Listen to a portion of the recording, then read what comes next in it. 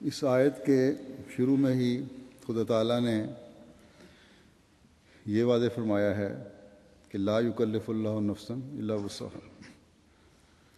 کہ اللہ تعالیٰ کسی جان پر اس کی صلاحیتوں،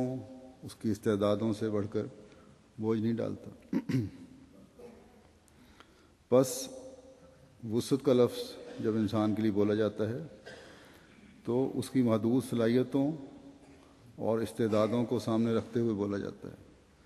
جیسا کہ لا یکلف اللہ نفسا الا وسعہا سے ظاہر ہے۔ لیکن خدا تعالیٰ کے لیے، جیسا کہ میں گزشتہ خطبوں میں بتا چکا ہوں،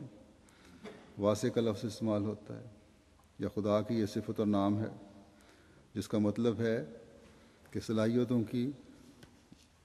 اور استعدادوں کی کوئی قید نہیں ہو سکتی، بلکہ اللہ تعالیٰ جہاں جامع الصفات ہے اور تمام طاقتوں اور قدرتوں کا مالک ہے، وہاں اس کی طاقتوں اور قدرتوں اور علم کی اتنی وسعت ہے جس کا کوئی کنارہ نہیں، اس لیے ان کا احاطہ کرنے کا سوال ہی پیدا نہیں ہوتا۔ تو بہرحال اس آیت کے حوالے سے میں چند باتیں کہوں گا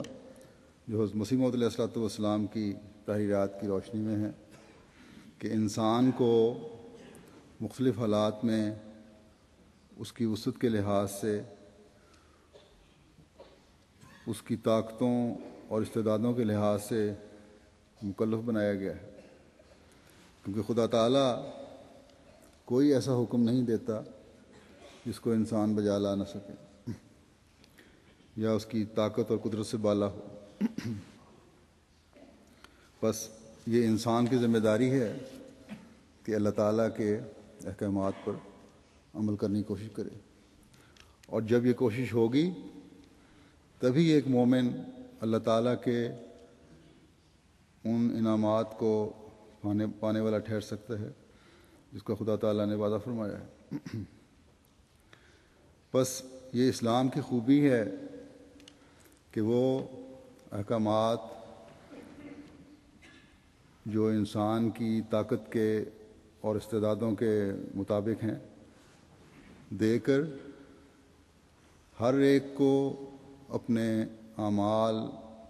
کے مطابق جزا سزا کا ذمہ دار ٹھہراتا ہے۔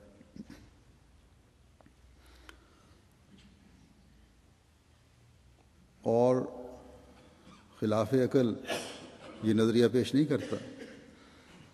کہ ایک معصوم نبی کو لعنتی موت مار کر قیامت تک آنے والوں کے لیے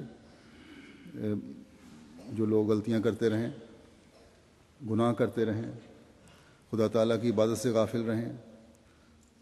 تب بھی کوئی فکر کی بات نہیں ہے، کیونکہ ایک معصوم نبی اور اللہ تعالیٰ کا فرستادہ ان کے ان گناہوں کے لیے لعنتی موت قبول کر چکا ہے۔ لیکن قرآن کریم میں خدا تعالیٰ کا کیا فطرت کے مطابق اور حکیمانہ ارشاد ہے کہ اللہ تعالیٰ کے احکام ہر ایک کی کمزوریوں اور صلاحیتوں کو مد نظر رکھتے ہوئے اس کے مطابق ہے، اور پھر یہ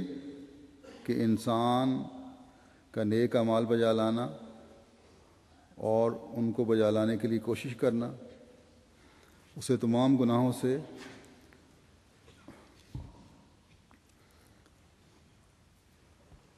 کلیتاً پاک نہیں کر دیتا، کیونکہ جیسا کہ حدیث میں آیا ہے کہ انسان کی رگوں میں شیطان خون کی طرح دوڑ رہا ہے، اس لیے کئی ایسے مواقع پیدا ہو سکتے ہیں کہ انسان بعض غلطیاں اور گناہ غیر ارادی طور پر کر لے، تو اس کا کام ہے کہ استغفار کرتے ہوئے ان سے بچنے کی کوشش کرے اور نیکیوں کی طرف بڑھنے کی کوشش کرے، ان اعمال کو بجا لانے کی کوشش کرے جن کے کرنے کا اللہ تعالیٰ نے حکم فرمایا ہے۔ اپنے اندر پاک تبدیلیاں پیدا کرنے کے لیے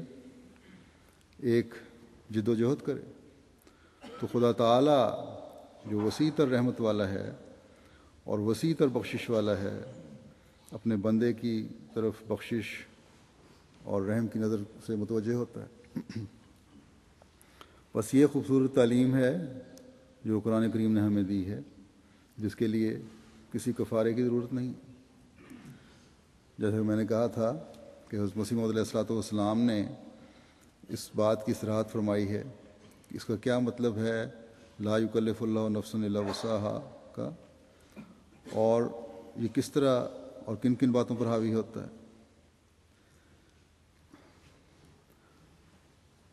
وہ کون کون سی حالتیں ہیں جہاں انسان اپنے اعمال کا مکلف نہیں، اور کہاں وہ قابل مواخذہ ہوگا. ایک یہ کہ اللہ تعالیٰ کسی کو اس کی وسعت علمی سے زیادہ تکلیف نہیں دیتا. گو یہاں یہ تو پتہ چلتا ہے کہ خدا تعالیٰ کسی کی وسعت علمی سے زیادہ اس پر بوجھ نہیں ڈالتا، لیکن ساتھ ہی خدا تعالیٰ فرماتا ہے کہ قل رب زدنی علما. اب یہ دعا وہ حضرت صلی اللہ علیہ وسلم کو سکھائی گئی، جن کو ایسا علم دیا گیا تھا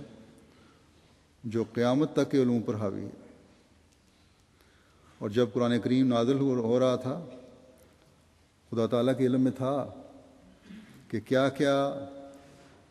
علم و عرفان کے خزانے آپ پر نازل ہونے ہیں. اس وقت اللہ تعالیٰ نے فرمایا کہ قرآن کریم کے نازل ہونے کے بارے میں جلدی سے کام نہ کرو، کام نہ لو، بلکہ یہ دعا کیا جا کہ اللہ تعالیٰ ہمیشہ علم میں ترقی دیتا رہے.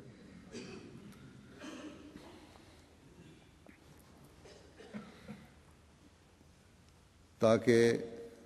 علم و عرفان کا جو سمندر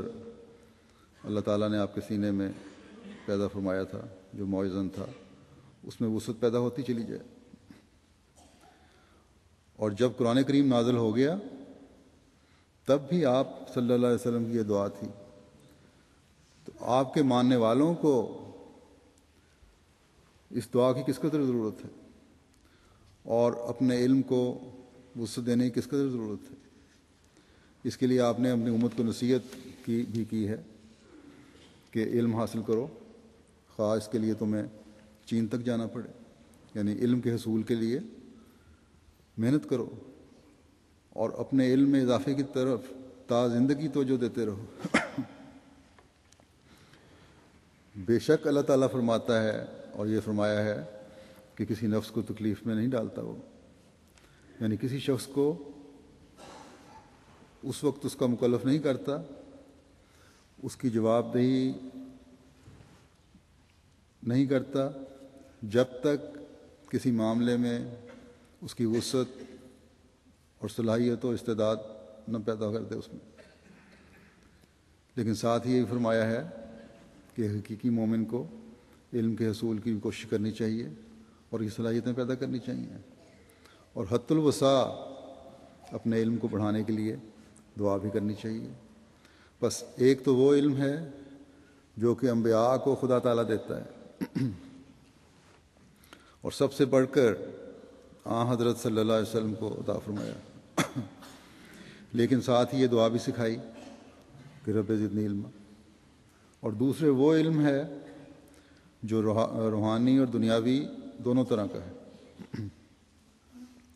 جس کے لیے محنت کرنی چاہیے اور ساتھ ہی دعا بھی کرنی چاہیے ایک عام مومن کو بھی. اگر علم کے حصول کے لیے محنت کی ضرورت نہیں تھی تو پھر حضرت صلی اللہ علیہ وسلم کا یہ فرمانا بے معنی ہے کہ علم حاصل کرو خواہ صعوبتیں برداشت کرنی پڑیں اور اس کے لیے سفر کرنے پڑیں. لیکن علم کے حصول کے لیے بھی صلاحیتیں اللہ تعالیٰ کے فضل کے بغیر پیدا نہیں ہو سکتی. اس لیے یہ دعا بھی سکھائی کہ صرف اپنے پر بھروسہ نہ کرو، بلکہ علم کے حصول کے لیے دعاؤں سے بھی خدا تعالیٰ کی مدد حاصل کرو. اور پھر جب یہ کوشش ہوگی ہر ایک اپنی اپنی استعدادوں اور وسائل کے لحاظ سے